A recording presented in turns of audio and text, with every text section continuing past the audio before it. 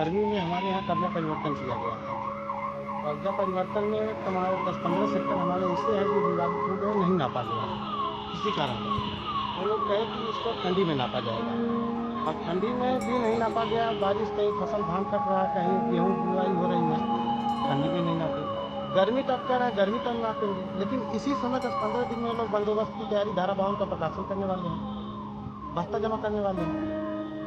अभी तक हमारे ग्राम पंचायत में जो है सारे सेक्टर सब काश्तकार अभी सबको जमीन पूरी तरह खेत उनका आवंटन नहीं हुआ है, न हमारे यहाँ फार्म 35 बांटा गया है। मामला न्यायालय में चल रहा है, उसका अभी तक निस्तारण नहीं हुआ है। इन्हीं सब समस्याओं को लेकर के हम लोग पहले ग्राम पंचायत में एक मीटिंग किए, तो वहाँ पे प्लान बना कि जो है एक बार डीएम साहब को हम लोग अपना पत्र दें, उस पर अगर सुनवाई नहीं होगी तो फिर उसके बाद हम लोग आंदोलन किया जाएगा। आप लोग क्या चाहते हैं? हम लोग ये चाहते हैं कि हमारे यहाँ जब तक सब मामला निस्तारण न हो जाए और कब्जा परिवर्तन पूर्ण रूप से एक आदमी को कब्जा परिवर्तन न हो जाए, तब तक हमारे यहाँ बंदोबस्त बने और धारा 52 न हो।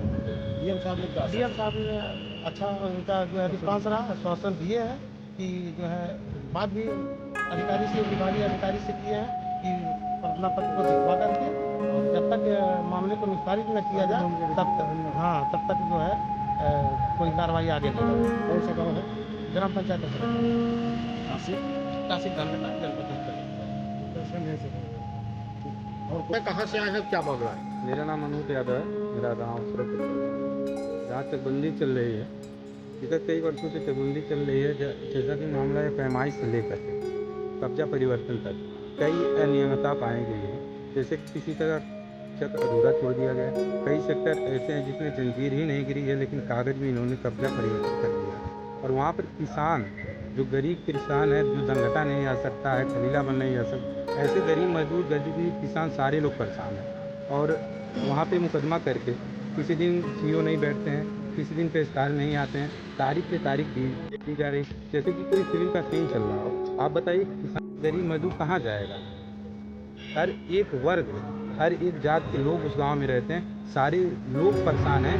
हमारा खेत का क्या होगा मामला, आज हमारा मुकदमा चल रहा है, फिर भी ये धारा 52 की तैयारी में लगे हुए अधिकारी लोग। ऐसे मामलों को लेकर हम लोग डीएम साहब को ज्ञापन दिए हैं। जैसे मामले में डीएम साहब ने हम लोगों की बात बहुत ध्यान से सुनी है और संबंधित अधिकारी को उन्होंने निर्देश दिया कि इसकी जांच करके विशेष रूप से नई टीम के द्वारा कार्रवाई की जाए और सुदृढ़ तरीके से कब्जा परिवर्तन दिया जाए।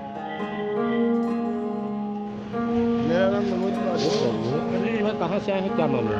मेरा नाम मनोज उपाध्याय है, रामपुर दशरथ का निवासी हूँ, चकबंदी सदस्य हूँ।